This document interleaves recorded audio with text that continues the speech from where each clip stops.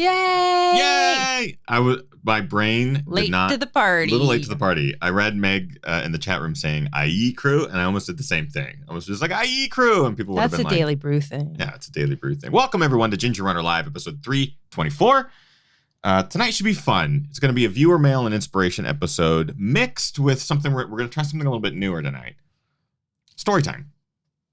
Kim and I are going to tell some stories. We're going to tell some stories. I think just at the top of the show, before we kind of dive in, we should also mention that if you do have additional viewer mail that you want to send in, you can still send it in to thegingerrunner@gmail.com. Yeah, we'll try to get through as many as we can today during the viewer mail episode. So if you have any short stories that you would like to share of success or triumph or adventure or anything that you've really taken part in the last couple of months, we'd love to hear your stories. So as Kim said, thegingerrunner@gmail with subject line viewer mail. We'll get into the right folder. We'll try to get through as many as we can in today's show. But we wanted to try something a little bit new tonight as well, with some viewer mail mixed with some stories. So sit back, relax, everyone. Welcome to Ginger Runner Live, episode number 324. The show begins now.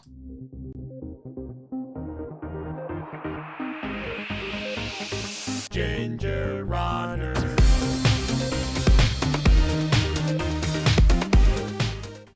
Yay! Welcome, everyone, to Ginger Runner Live, episode number 324. Thank you for taking some time out of your busy Mondays to spend a little bit of it with us. It's a holiday Monday. It is a holiday Monday and a breezy, gusty Monday here in the Pacific Northwest. It is. Too. That it's wind weird. is whipping out there. We want to just start by first saying we have lots of friends that are sort of going through some of the wildfire issues that are happening right now in California and Colorado. So we just want to, make sure that we send our thoughts and stuff to all of our friends that are probably currently buckling down and trying to figure out what's happening in their backyard, because there's a lot of mountains that are ablaze right now, especially in the California area.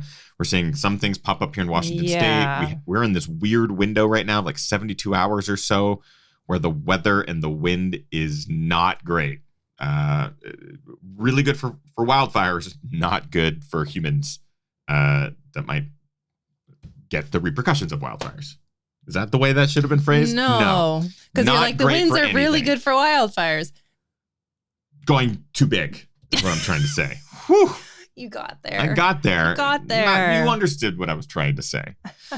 Basically, the weather conditions are just terrible. It's like the perfect storm to create crazy wildfires now. Thank you. But welcome to episode number 324. We don't have a guest tonight. We like to do these episodes from time to time. These are our viewer mail and inspiration episodes where we get to share your stories of success and triumph, overcoming obstacles. And we just like to share what's going on in your lives and what you've been able to accomplish in the last few months. So we do these every couple of weeks or every couple of months. It's actually been since... It's been about 2.5 months. I think originally when we were, I feel like we need to start before we really dive in. Originally when we were going to start doing viewer mail, we were planning on doing this kind of monthly is what we had in mind. Sometimes we end up going 5 months and we haven't done a viewer mail. Yeah, because we get so many guests and stuff lined up. And tonight we're like, let's do some viewer mail. Let's recognize some of our viewers. And we're going to do something a little bit different tonight as well. Something we've been experimenting a lot with on our Patreon page by doing daily live streams. We've been doing daily live streams now for 120 plus days. I think we're almost at 130 days. We've been sharing a lot of stories. So whether it's running stories or life stories, that sort of thing. And we thought that we would bring a little bit of that to our main Ginger Runner Live episode this week, just to kind of showcase what we do over on the Patreon side of things with the daily live streams we're calling Daily Brews, but also just to share some fun anecdotal stories. And we're going to talk about our first ultras. We're going to talk to Kim about her first ultra, and Kim will talk to me about my first ultra. We'll share a little bit of those stories and kind of give you a taste of the things that we talk about during Daily Brew. In case you are not a member of Patreon, if you want to come over and join us every single day for story time, basically. So before we dive into viewer mail and some stories today, we do like to recognize that, one, we're live, and Kim is in the chat room. We are live, and I'm in the chat room. What's up, everyone? Kim Tashima Newberry.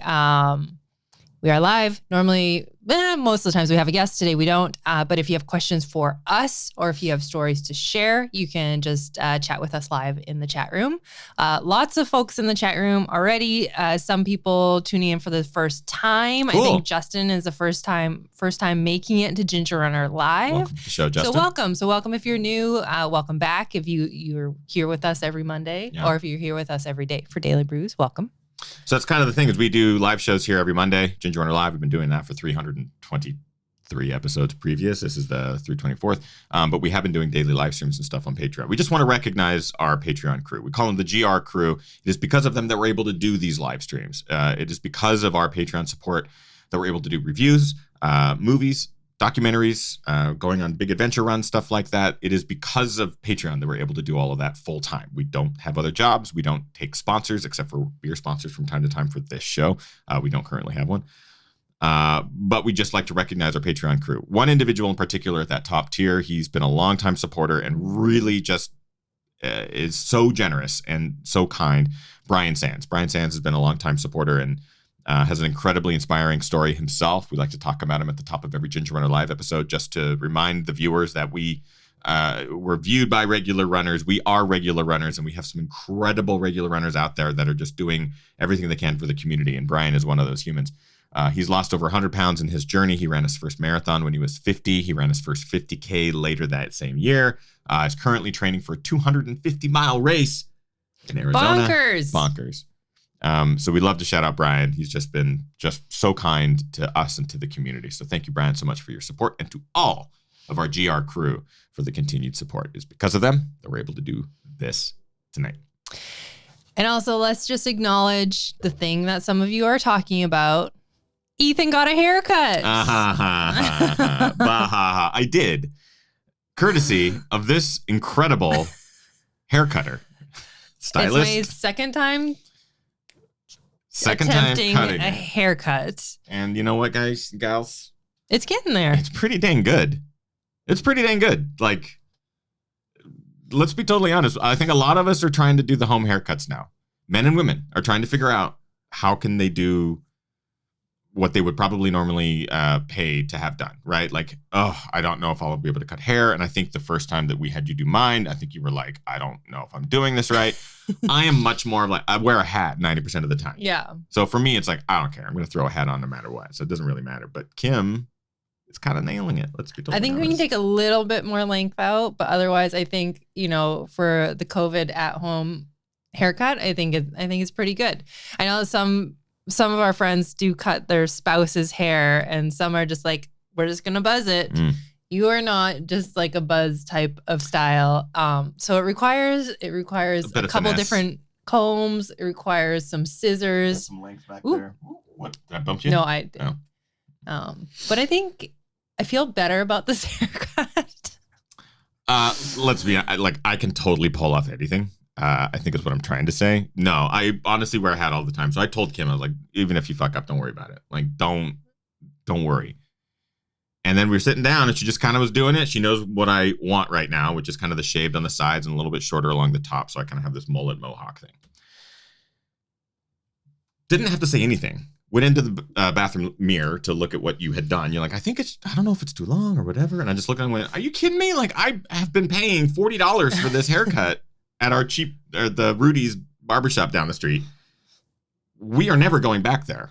Granted, I haven't been since before pandemic, so I'm not saying that they shut down. And they did go out of business. That's true. I'm not laughing at that. I'm just laughing at the circumstances. Yeah.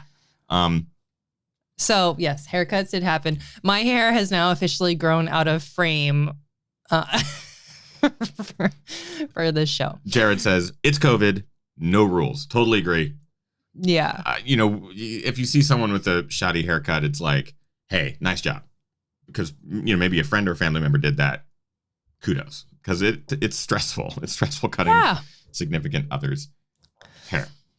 All right. So we kind of talked a little bit about what we're going to talk about on tonight's show. We're going to recognize some members' stories. We have a handful. We're probably not going to get to all of them tonight. We will do another viewer mail in the future. If you would like to submit your story, you can always do that at any time. It doesn't have to be when we're doing a show. It can be like a week from now or 2 weeks from now. If you ever find yourself like, wow, that was a really cool adventure, or that I'm really proud of what I did, or that sort of thing, don't hesitate to toot your own horn, because we would like to recognize members of the community who do that.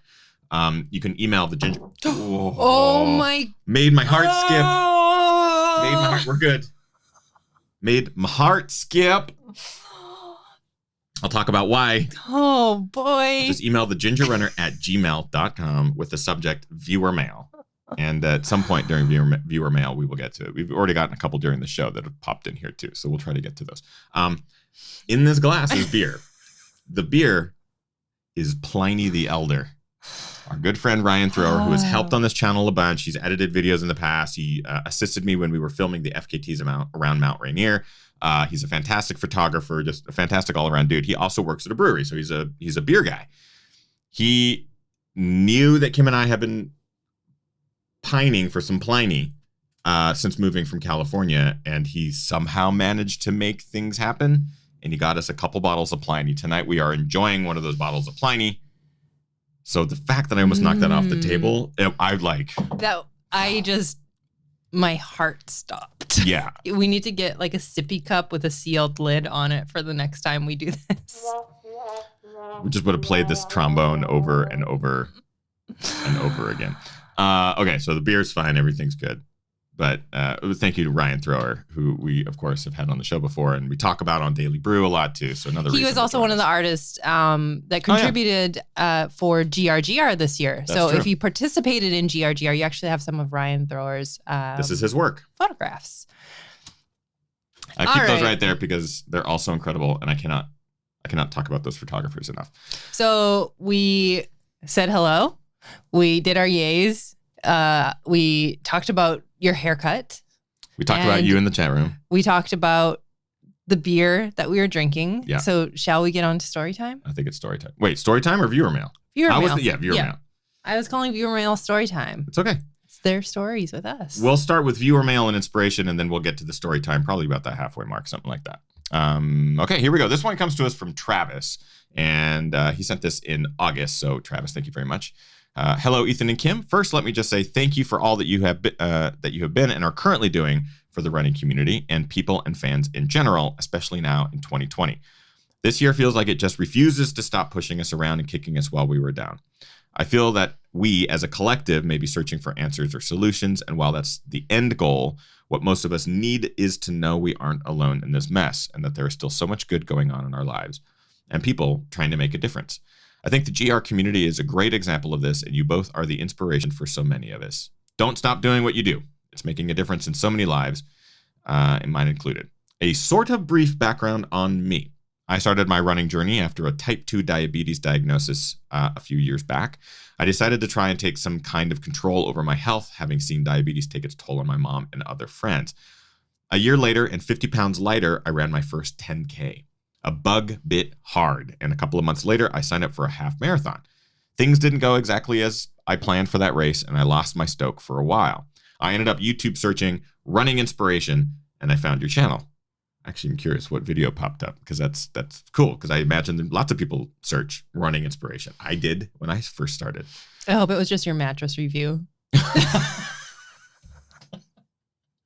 One of the greatest hits. I'm changing the title of that video. I'm changing it to best running inspiration. I'm just going to try to get as many SEO How to hits. PR your 50K. Perfect. Changing the thumbnail. It's a total Rickroll video now. Brilliant. All right. Okay. Sorry, I interrupted. I ended up searching YouTube for running inspiration and found your channel. What a difference finding others with the same passion as yourself makes. In true ultra runner spirit, I got back up, didn't let my failure stop me, and signed up for a full marathon for the following fall. It went well. Since then, I have shifted my focus to trails and ultra distances, and this past October 2019, I marched in for a 7-hour and 38-minute for my first 50K with a smile on my face. Hey, that's a really good time. Really good time. I will always be proud of crossing that finish line and no longer worried about how fast. That was what bummed me out about doing my half. So this year, in January, for my 40th birthday, I signed up for my next big running adventure, 100K. Unfortunately, 2020 happened, and a combination of lack of training to dealing with life and trying to keep my family safe and sane during the initial lockdown, I doubted that I could even cross the finish line walking. Confidence smashed. You'd think I'd been relieved when I received an email that no runner wanted to get this year, and that was my run was canceled. But no, I actually got mad. I was sick and tired of hearing about all the bad that everyone was dealing with in 2020 and decided to focus my efforts and energy into helping people and trying to make 2020 a little bit brighter for as many people as possible. My motivations for what I ended up deciding to do could take up to more. My motivations for what I ended up deciding to do could take up 2 more emails of this size, so I'll save you the long read. But I publicly proclaimed that on October 24th, this 40-year-old diabetic would run his first 100K solo to raise funds in support of youthline.ca, a nonprofit toll-free helpline for Ontario's 2S LGBT youth. I set a goal of raising $1,000, made a Facebook page to hopefully find some support, and started training. As of week 3, August 2nd, I will have met my money goal already, thanks to the passionate people who also want to make a positive difference, and am now contemplating a new stretch goal, and training is going really well. It's a different kind of fire burning when I'm out there knowing that I'm not chasing a finish line, a time, or medal, but for a cause. Thanks for taking the time to read this. I feel that GR has been a part of my running life, and the community has helped inspire me to never settle with an easy finish line. I hope in a few months to do that inspiration justice. P.S. No. P.S. I'd love it to know that you checked out the Facebook page, and I'm open to any suggestions or criticisms on bettering my message and maybe growing the support. And he has a link to the Facebook page here, which I'll actually just throw into the chat. But let me be totally quick and honest here, Travis. You are doing an amazing thing. Transitioning. We've all had to do some sort of transition this year when all of our races have gotten canceled, and they're continuing to get canceled. Adapt and find something new. Exactly. You are doing incredible work. So I just dropped it into the chat. Yeah, make sure it actually goes to an actual Facebook page. Yep. I believe it is there. Great. So that's Travis's Facebook page and kind of documenting his training for the 100K, which is coming up in October, which is just around the corner. So again, Travis, thank you for doing what you're doing. You took lemons and you made lemonade. And that's like, as simplified as that is, that's really what a lot of people are doing. And I think a lot of people will be able to relate to what you're doing and perhaps even be inspired by what you're doing. Because we've talked about it. We've talked about it on Daily Brew. We've talked about it on Ginger Runner Live. We've seen it in the comments of all the videos and reviews and stuff we do on this channel. People are frustrated that races are getting canceled. They need to know what to do with the energy, the training, all that. So finding something to do on your own challenge, I think is exactly the right thing. So you're taking your training, you're finding the motivation, you're working really hard, you're training up to that same distance. And that is not something that's easy to do under all the circumstances that we are all experiencing. Like, it's one thing to say, oh, well, I had this race and then it got canceled. So yeah, okay, I guess I'll try and figure something out. Yeah. I know for myself, I had a 50 miler canceled, and initially I had the lofty goal of like, oh, I'm just going to keep training and go do this 50 miler. And it was close to the beginning of the pandemic. And I feel like mentally I just couldn't really pull it together enough to stick with that type of training. So I think seeing anybody during this time period actually do that and achieve and strive to actually nail their goals it's massive. Yeah. We've been seeing and talking a lot about this on the show in the last few weeks, people pursuing FKTs, because FKTs are sort of that is sort of the new race right now, where there's no races that are being scheduled. And if there are, they're being canceled, rightfully so. So individuals are finding inspiration in attempting FKTs and finding these really fast efforts alone in the mountains. But what I love is these types of experiences too, which is regular runners doing extraordinary things. So fantastic, Travis. Please keep us posted. We know that the 100K is just around the corner. I'm sure you've met your stretch goals, but we'll have the link here in the chat if people want to check that out and go follow along on the Facebook group. But we would love to see and hear about what happens. And when you crush it and finish it, please let us know. We'd love to follow along. Very cool. Yeah.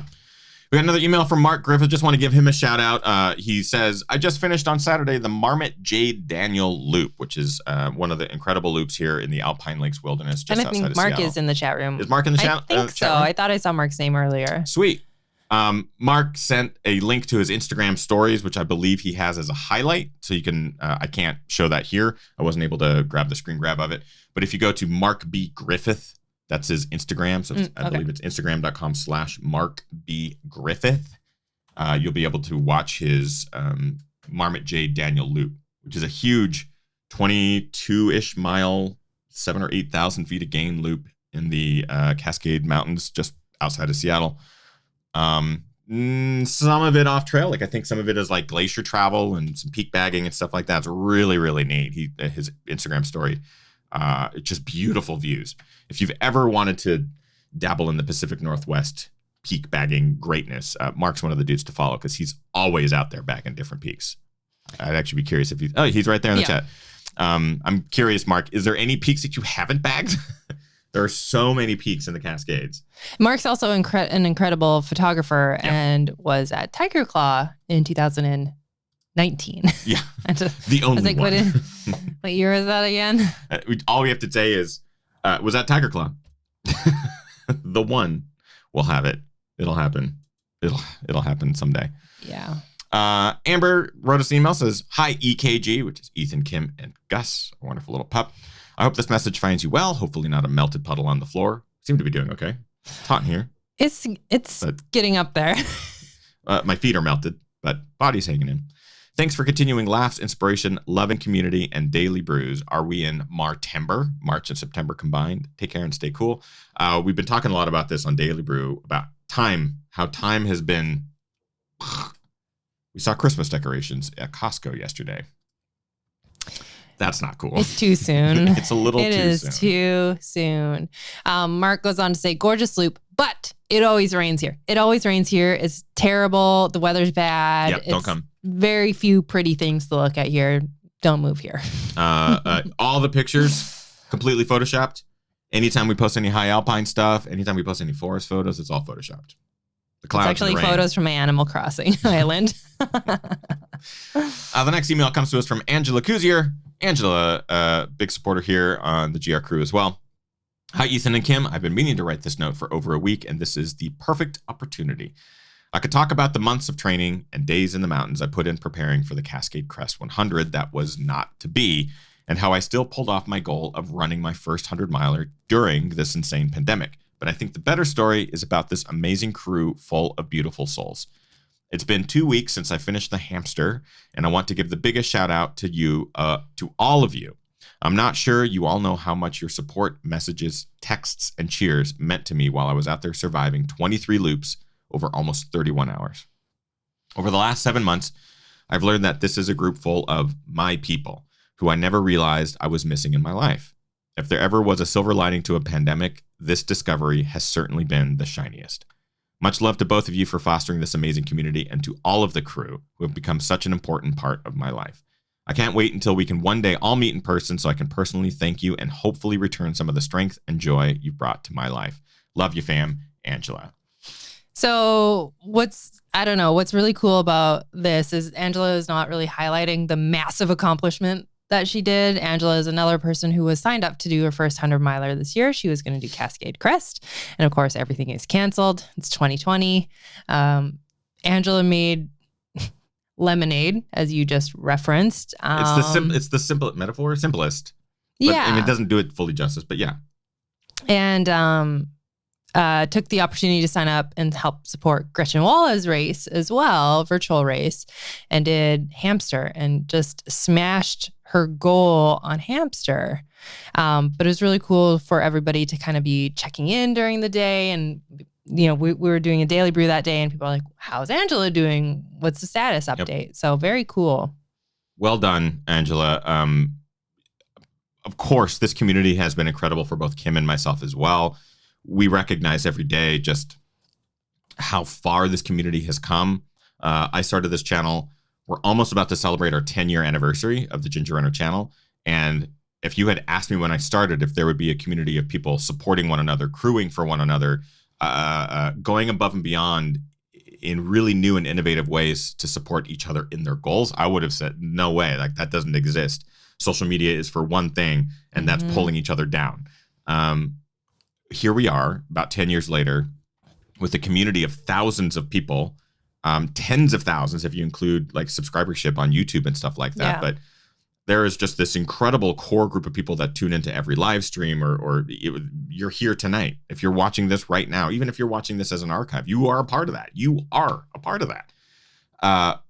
You're all here supporting one another. You're a part of this community of people from around the world, not just a regional thing. We have a lot of US people, but we have a lot of people in Europe and Canada, North America, South America, all across the globe. It's always one of the coolest things to see. And when people like Angela set out to do this goal, and then the community sort of comes together and is like, how's Angela doing? How's Angela doing? And I want to send her messages or tell her this or that. It's one of the coolest things to see. So I hope we continue to see people do what Angela did and set lofty goals that, are challenging personally, physically, mentally, and really giving them their all, because great things can happen. Great things can happen. Take your shot, as we always talk about with David and Megan Roach. This email comes to us from Mandy. We love Mandy. Hey, EKG and crew. Here's a little story about the long road of injury recovery. I fell while trail running in the dark in November of 2018. I didn't realize it at the time, but the force caused the left side of my pelvis to rotate forward and get stuck. I kept feeling like my hips were running in a different direction than the rest of my body, but I kept running because nothing hurt and any more than usual. Excuse me. It was after a 25K in December that I started to really notice the nerve pain in my leg that wouldn't go away. And yet I continued to run for a few more weeks until I couldn't sit or walk without pain. I finally took the hint, stopped running, and pulled out of the 60K I had planned to run in February. By that time, the damage was done, and I had no idea how long it would take for me to fully recover. I saw my doctor, had an MRI to rule out any disc herniations, and then started PT. I knew that my hips and core could use some work, but what I didn't anticipate is that there would be so many exercises that exacerbated my symptoms. I could do almost anything as long as I was lying down. Pilates reformer for the win. I went to physical therapy every week, but because it took so long to get my symptoms under control, the issue of my pelvic rotation went unnoticed and untreated. This allowed my hip flexors and quadratus lumborum. Hey. Sounds like something on Harry Potter. Quadratus lumborum to shorten even more, making things more complicated. At the end of July, my symptoms seemed to be under control, and I began run-walk intervals every other day on the treadmill. I tended to get a little sore the day after running, but felt fine 2 days later when it was a run again. I finally progressed to running outside without a strict interval set towards the end of August. I was supposed to allow myself to gradually progress in time and distance. I was mostly compliant with this, but still tended to get sore the day after. Eventually, around the beginning of September, I could feel my symptoms begin to return. To say this was an emotional setback is an understatement. I was forced to completely stop running again after all the progress I thought I had made. Fortunately, in the middle of September, I was able to volunteer to be a patient for a PT seminar on treating SI joint dysfunction from a retired therapist that specialized in treating this condition. My therapist had done soft tissue work and joint mobilizations, which had helped some, but I remember continually saying that it just feels like something needs to pop. During the seminar, the presenting therapist did a different kind of joint mobilization that involved twisting and scooping, whatever that means. I couldn't see anything, but I could feel that it was somewhat painful, and then pop. My pelvis popped, and it was in the exact spot I'd been feeling for the past few months. He was able to mobilize my pelvis back into the correct position that it hadn't seen for nearly 10 months. However, his instructions were very clear that I was not to run until I was 100% symptom-free for at least 24 hours. This could take well into October, with my first actual run not happening until early November. Almost exactly a year from my fall. Throughout the entire process, I had people ask me if it was hard to be running around while I was injured. Initially, it was hard, but the more time hard to be around. Sorry, my eyes are like, I'm reading white screen, so my eyes are now watering. Blink, blink. Gotta blink while I read, everybody. Throughout this entire process, I had people ask me if it was hard to be around running while I was injured. Initially, it was hard, but the more time I spent supporting other people by crewing or volunteering, the easier it became. My biggest piece of advice for anyone going through something, keeping them from running, is to really evaluate your relationship with running. Evaluate who you are as a person without running, because you never know when it might be taken away from you. Also, support other people's journeys. It might just give you more joy than you think. Thanks for always being there for me. Love you all. Mandy. Mandy, I think this is one of those stories that everyone can relate to, but also everyone needs to sort of like listen to. And it is addressing your relationship with running, especially right now when so many people's different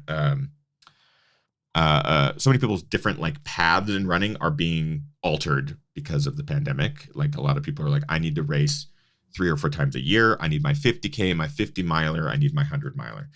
And they're having to evaluate that and like evaluate what actually gives them joy. We're seeing a lot of people who found most joy in racing, and they're having difficulty finding joy in running, just training.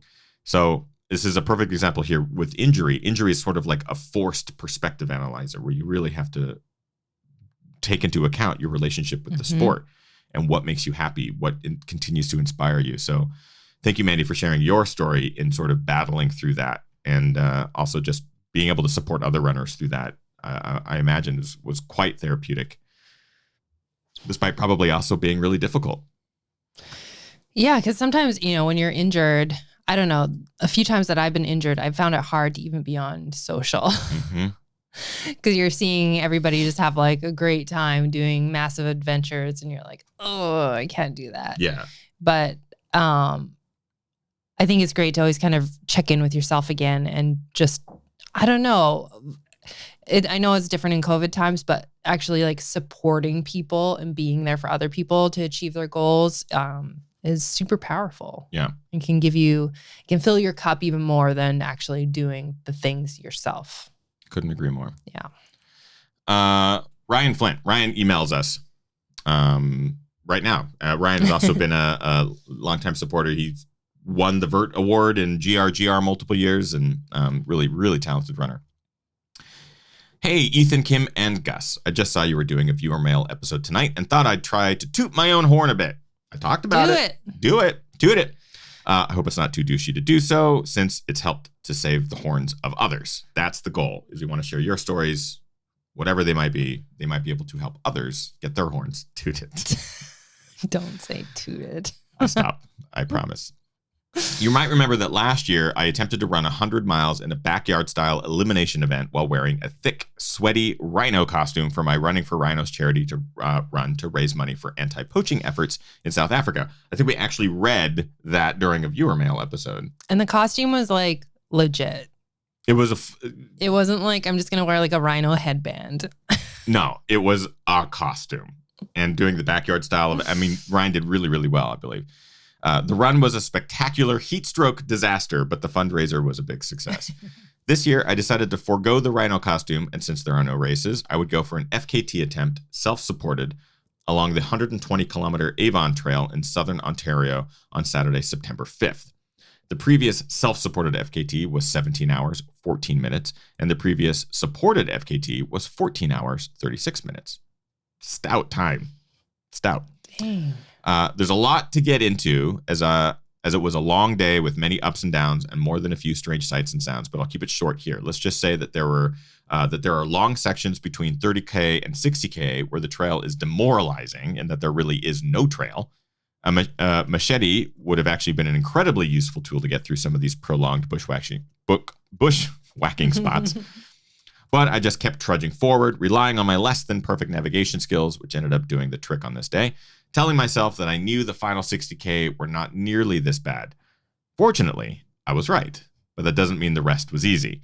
With only a few K left to go, I saw my time and realized that if I could push it, I could get in under a special limit. The final kilometer sprint was painful, going at an average of 4:05 minutes per kilometer, 6:34 minute per mile, and touched the finish line rock at 13 hours, 59 minutes, and 49 seconds. Wow. All in all, it was a hell of a day, and done to support the International Anti-Poaching Foundation and the Akashinga woman in South Africa. If anyone is willing to make a contribution, please head to my Facebook fundraising page, Running for Rhinos. I can also post the link there. Thank you so much for you and the community as a whole, and to the friends and family who cheered me along and emotionally supported me in this journey. Talk about like just sneaking in under 14 hours, 11 seconds to spare. Yeah. So what was the 14:36 was the previous FKT, but Ryan sounds like he did the same thing that Dylan did, which is like you have an hour goal, like just get under it. Just race it. So I just posted the link to that Facebook group there in the chat. Well done, Ryan. He also sent along some photos. I'm not going to be able to pull them and show them here quickly enough so everyone can see them. But I'm sure if you go to Ryan Flint's Instagram page or Facebook or something like that, you'll be able to see him. But what an absolute stellar effort, Ryan. Way to go. And way to, again, challenge yourself through difficult circumstances and find a way to really pull a really cool running adventure out of it. And you get an FKT in the process. Amazing. No big deal. No big deal. No big deal. Sub 14, 120K with I don't know how many feet of vert plus some trailblazing in there, bushwhacking. We know that just adds time. I mean, for you, you just go through. Yeah, I just go through. Yeah, for me, it's like, all this time is being wasted. And Kim's like, there's no time. Just going right on through. I don't know why I said that. I think it's getting hot in here. Yeah, we're about halfway through the show. I thought this would be a good opportunity for us to switch gears and do what we wanted to do, which is story time. Share a little bit of a story. Story time. So this might be a segment that we do on future episodes of GRL. We've talked about it for a long time of like, we don't need to have guests every week. We have been doing a lot of Daily Brew live streams every day where we sit down and we don't have topics of conversation. We just kind of find it. And it's been really, really fun to kind of find out organically where the conversation goes. But I thought with Ginger Runner Live from time to time, we might be able to tell stories, running related stories, share some of your stories, but then also share some of our own that we haven't thought of maybe in a long time, sort of going back, because we've done that a couple times on Daily Brew.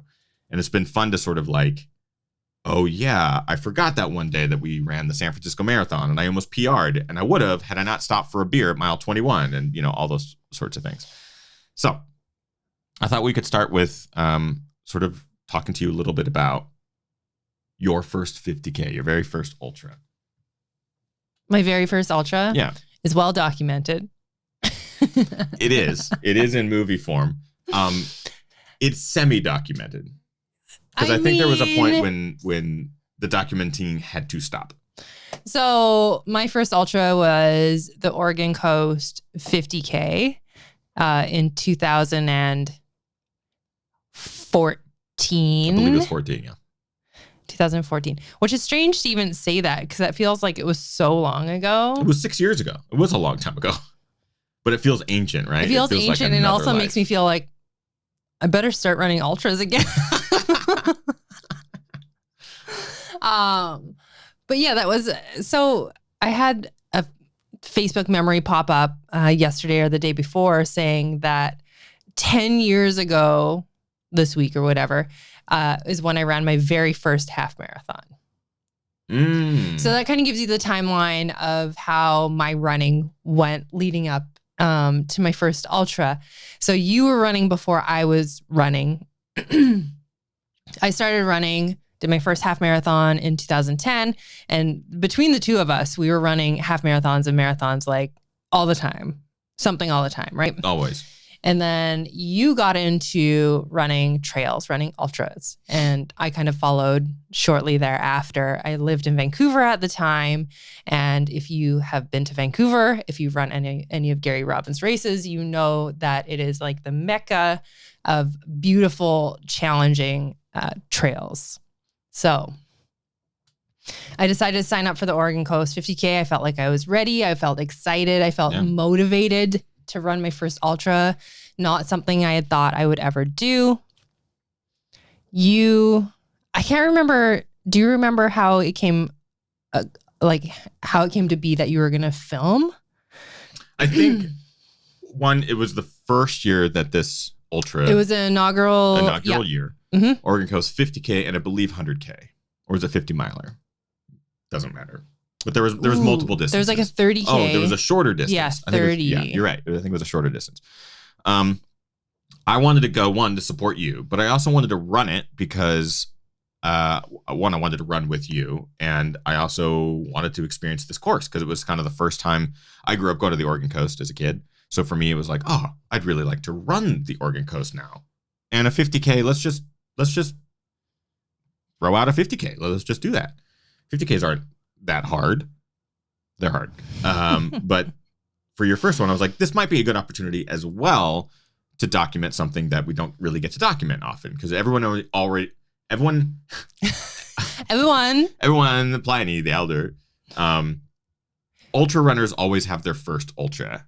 And that story isn't always documented. A lot of the time, ultra runners just kind of do it to experiment to see if their bodies, can I run 50K? Can I run a 50 miler? And then they finish it and they go, whoa. And it's just like this door opens and then ultra running is all they do for the rest of their lives. That's how it was for me. I didn't document my first 50K. So I was like, this is a good opportunity to document this. So we had that conversation beforehand. Yeah. And I was like, yeah, fine, great. I felt like, so my training leading up to my ultra felt really, really good. I felt really ready. I felt excited. Where were you training? It was up North Shore. Yeah, North Shore. Yeah. So Super I was training technical, like tough stuff. burly stuff, but I had also trained doing some beach running as well, because Vancouver also has that. And I knew there was going to be some beach running involved. The week and days leading up to the actual race day were terrible. Terrible. Yeah. It was the first, and not the first time. I've had race anxiety before, but my brain was making this 50K so much bigger than what it needed to be. Yeah. And it kept getting bigger and bigger and bigger. And my brain kept telling me, like, my training kept getting smaller and smaller and smaller. So I remember that the night before the race, it was like, I was pretty panicky. Yeah. And, it reminded me a lot. Every race, marathon, half marathon, your training would be flawless. You'd have all this mileage and you're like clearly ready to dominate the distance, whatever it was that you were going to race. Like, I'm not just saying that because you're my wife. I'm saying that because, like, holy shit, she was training speed, hills, everything, whatever it needed to be, long distance, you were ready. But every race you would get really anxious. That pre-race anxiety was a real thing. It's like being really good in school and studying really, really hard, and you show up on test day and, like, you just draw a line down the D column. Yeah. You just start like eating your test. Is this right? And then just like slowly back out of the room. So that was kind of the pattern with me. I think with my first ultra felt a little bit different, because when you're doing the big city marathons like San Francisco, Vancouver, Portland, whatever, you can kind of hide. Yeah. Like, you can Tens really of just thousands of people. Yeah. You can really just kind of just be in there. And in general, there's going to be a large group of people behind you still. With ultra running, it's a little bit different because the fields are much smaller. So it's really easy to see where you are right off the bat. Mm-hmm. So race morning starts. You and I are going to run together, essentially, because you're going to document me. Yeah. So we had that conversation beforehand of I was going to bring the cameras, I was going to bring all that stuff and document as much as I possibly could in a non-intrusive manner. And this is the same conversation I have with anyone who I'm filming, which is, this might not be a movie. I'm just going to film it. I'm just going to bring the cameras along. We'll document it, and maybe it will become something. But it doesn't have to be. But I think even just having the cameras there, plus me there, added to the pre-race anxiety. Because I think it was less... I mean, you were already nervous about the race and the distance, that I think you throw that on top of it. And then it's you have to perform. Like, I have to finish this race and I have to do it well because it's on camera. I think it just added a whole new level of stress. So the race starts on a beach. It's wide open. Stormy, windy. Sneaker waves. 6.5 miles of sand to open, which I think was already an initial stress for you. The sand was a stress for me. I had trained for the sand, and I trained in much worse sand. Yeah. So I think when we actually got to the beach, I was like, oh, this isn't actually that bad. It's pretty compact. Yeah. But start of the race happens, and instantly I'm like basically one of the last couple people running down the beach. You turn around, there's like nobody there. He's like the photographer. Yeah. It's like, hey, Glenn. Hey, guys. I'm going to the next photo shot. Can I get a ride with you? Because this feels crazy. So I think right off the bat, mentally, I felt like, oh man, I'm already failing. Like, this isn't what I wanted. This isn't what I signed up for. we do the beach running. It's 6 miles of beach running. I get to the first, like where you pop up out of the beach, and I was exhausted. I was exhausted after 6 miles. We were running into the wind, I think, like you barely see. We had our head reps pulled up. Yeah, you can see it in the video. There's some photos and stuff like that too. But I mean, it was wind, storm, rain, sand. I mean, it was a lot of elements. On top of like an anxious mind. Yeah. It was pretty rough for 6 miles. There was a lot going on there.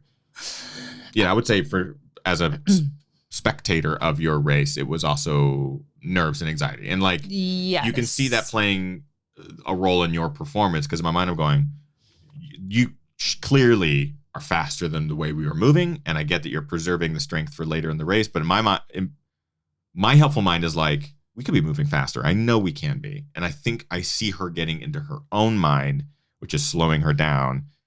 But as someone who deals with anxiety myself, you can't relay that information. You can't be like, let's pick up the pace. You can't do that. I would have got so mad. Yeah. I would have got so mad. It does not go well. So it's been a few years since I've actually thought about this race or like even watched the film.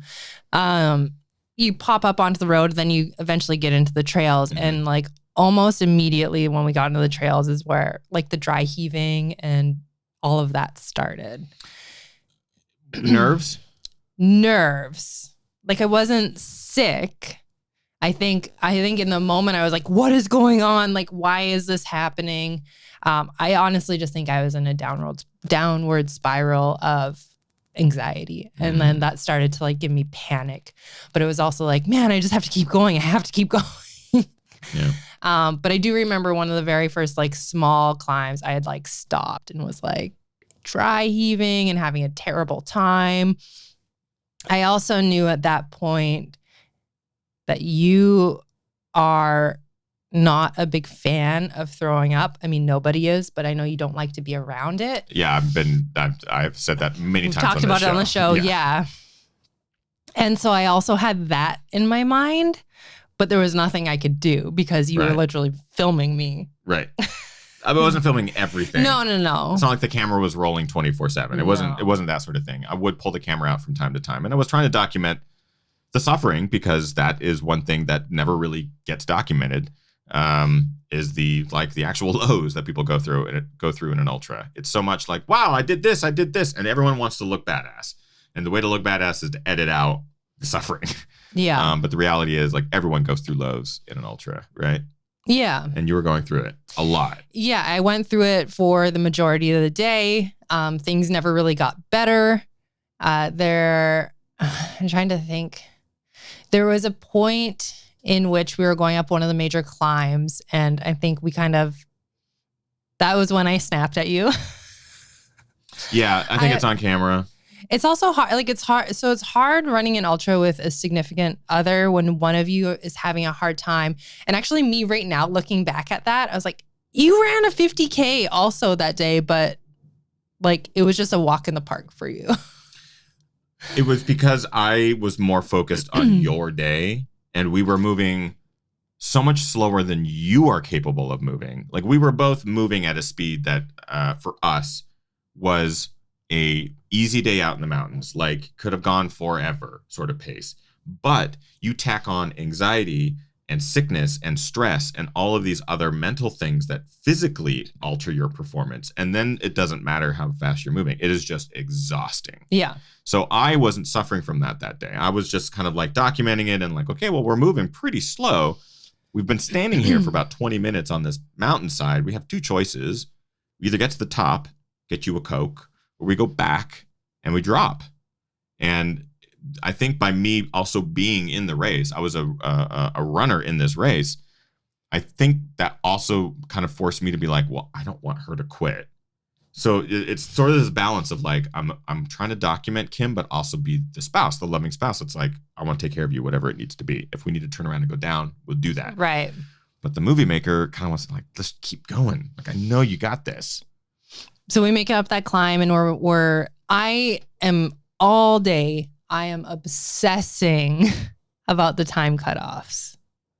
Yeah, obsessing that's right. about the time cutoffs, like saying like, I'm not going to make it. I'm not going to make it. Looking at my watch, like trying to do the math in my brain.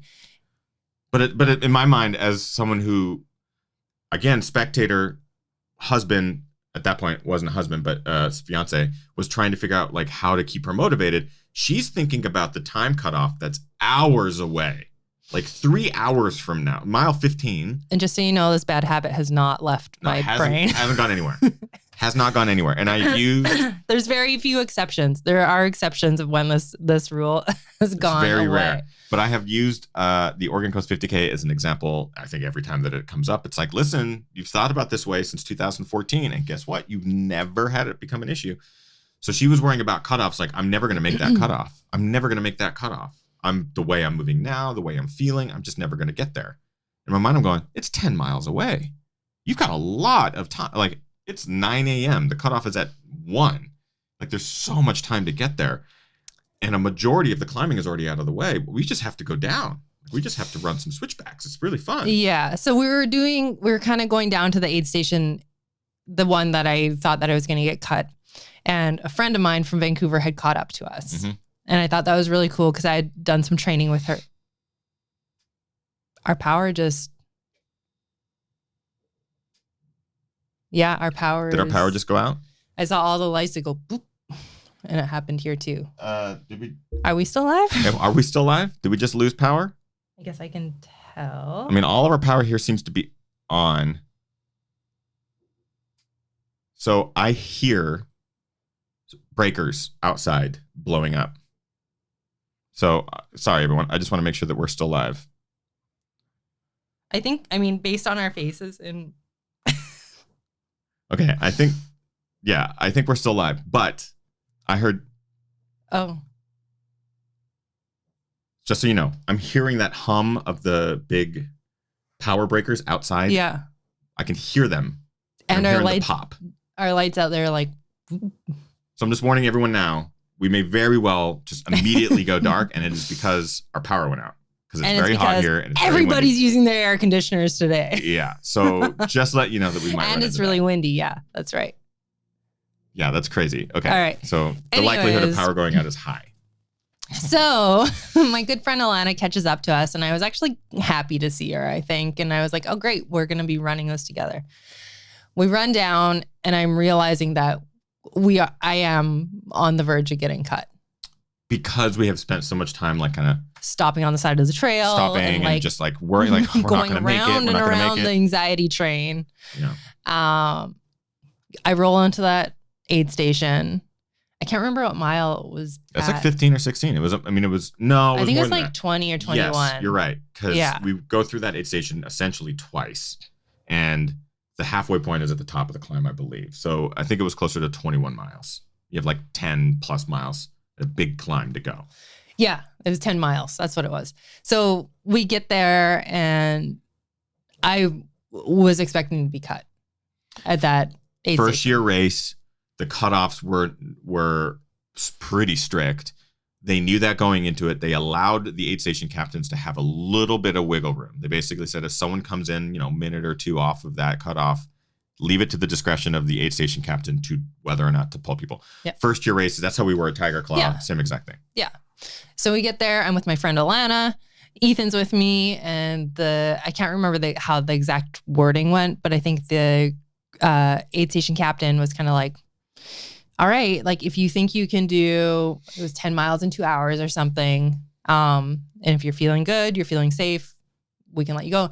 And I look over at Alana, and Alana was like, I'm done. I want to ride back. And I was like, oh, I look at you. I'm ready to fly. I'm ready to go. And I can't remember if you asked me, or I can't remember what the situation was, but I was at that point, I was like, if they're going to let me go, I'm gonna go. Yeah, her decision had been made. To your credit, you arrived ready to be cut. Yeah, ready to have your bid pulled off. That's what I thought was going to happen. Yeah. And when the aid station captain said, "You're actually looking pretty good. Do you think you could do the next 9 miles in 2 hours or whatever it was?" And you went, "Yeah." And then I saw your mind like clicked and was like, "I'm doing this." Like it was the the Kim that I always knew existed, but that whole day you didn't know she was there, and then she was there. And it was like such a cool thing to witness of just, I don't know if the movie really gets this across, but it really was Kim going from I can't do this for hours to, oh, I can totally do this. It was one of the coolest moments because that was when Kim was racing as Kim, as opposed to letting anxiety sort of control your day. Yeah. And I've tried to learn from this every time I race now. And it's been really difficult in the last couple of years, but that mindset, that Kim destroyed it. Like the next 10 miles. Yeah, it was like as soon as I left that aid station and knew I was no longer thinking about that as being like this pivotal point in the race, I felt like I could breathe again. Yeah. We had a climb after that, and then big climb and a big descent. And on that descent, I was running pretty good.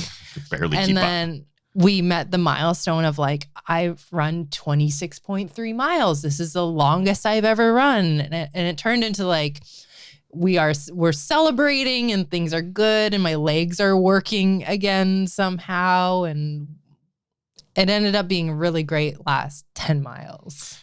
The video, if I remember correctly, shows a lot of Kim running downhill and I could barely keep up. That is not editing. That is not faking it. I could barely keep up with her on the downhill because of the 6 hours or whatever of keeping easy pace early on. You had something locked away that was just like, oh, I'm going to be fast now.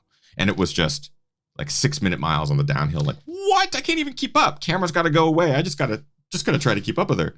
I think honestly, I fight mentally a lot in race situations.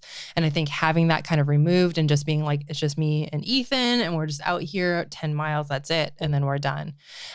So I did finish. I can't remember my time. It was 8 hours and some change. I do look back at that race fondly, but I also look back at it now being like, why'd you make such a big deal about it? Like, it feels like I made like what I said before, I made a race just feel like it was everything. Yeah. I do look at races much differently now. I'm not saying I don't still have race anxiety because I definitely do. Right.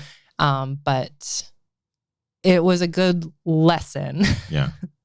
To alter your expectations, but also to try and not make the race the big deal. Your training block is more of the big deal. Your race is your present at the end of it. And it's a hard mindset to adapt to. I'm still working on it, even after years of being coached and having race experiences of all lengths and durations. Like, having that experience, I still approach a race with that stress of like, I just got to finish this. I got to finish this thing, as opposed to, who cares? Who cares if I finish it? Like, there does come a point in a race where you kind of, for me, especially at like Headlands 100 last year, the first 5 miles, 6 miles, I was dealing with my race anxiety, which I haven't experienced in a long time to that degree. It was really terrible, really terrible. But there came a point when I was like, oh, let's just ease into this. Like, you got 100 miles. You got a long ways to go. But I do think that your first 6 miles at Headlands is a really good, I haven't actually thought about this, but the way you showed up the first time I saw you at Headlands, the way you were telling me how exhausted you were from just the mental anguish. Yep. Now reliving my first ultra, I was like, that's relatable to how I felt. Without a doubt.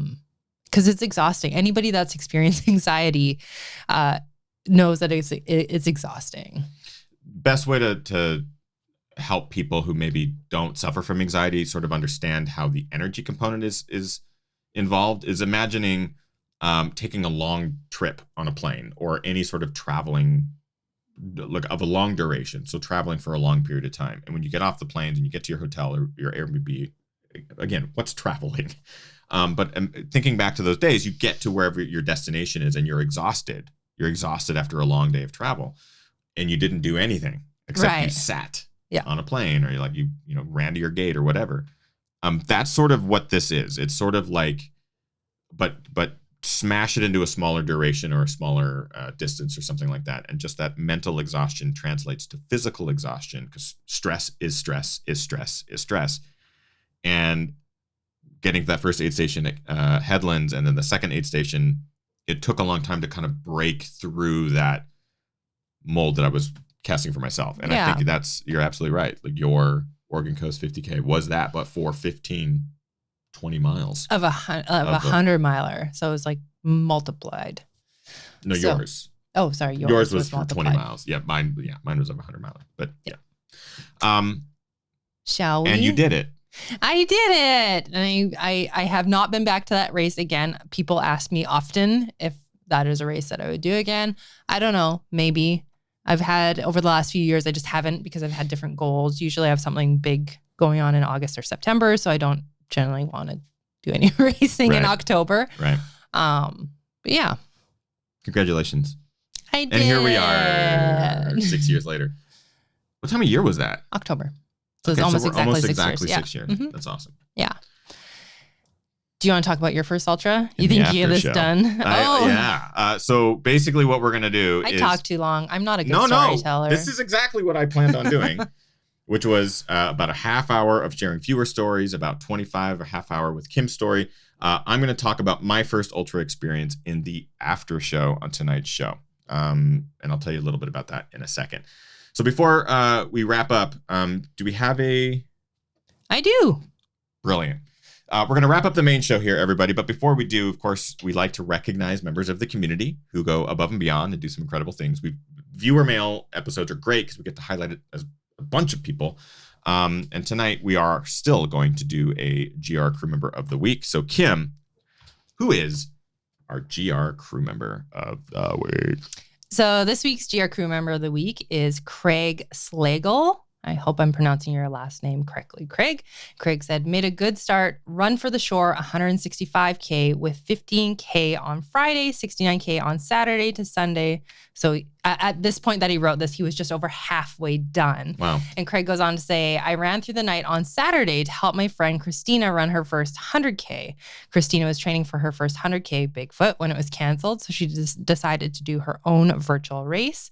And as of last night, she had 99 people signed up and has raised over $10,000 for a local women's center. That's awesome. So that was really cool.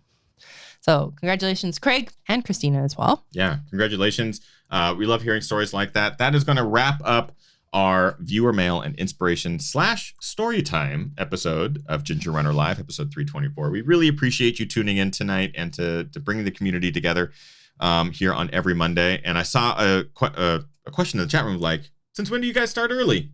Since the beginning of this year, we started to shift our Ginger Runner Live on Mondays to 4 p.m., a little bit more easily accessible to our East Coast friends and some of our European viewers and stuff like that. We're just experimenting. We're seeing how it goes. And it works well for us because by the time we finish the show, it's still daylight. We can still go for a run or take us for a walk and that sort of thing. And we're not fighting darkness and stuff like that. But that's going to change because the months are coming. It is going to change really soon. Another big shout out to our GR crew. We appreciate you, our Patreon supporters. As I mentioned, we are going to move into the after show. I'm going to talk about my first ultra, which occurred in 2012, the North Face 50K in San Francisco, which was a doozy. I don't get any luck in any of my ultra experiences. We'll talk about that in the after show, and you can join us. All you got to do is go over to patreon.com/thegingerrunner. For as little as $1 a month, you get access to our after shows. $3 and above get access to our daily live stream, Daily Brew. So we would love for you to join our Daily Brew live streams. So just jump in there at the $3 level, and you get great discounts on Running Warehouse. You get the 10% off coupon. It pays for itself, literally. If you go buy a pair of shoes, it pays for itself for like months. So thank you so much, everyone, for tuning into tonight's episode of Ginger Runner Live. We will see you next Monday for some more fun, or in the after show for some retelling of some chaos. Thanks, everyone. Thank you all. Get out there, train as hard as you can, virtually race harder, and party the hardest. We'll see you guys next week. Bye. Goodbye.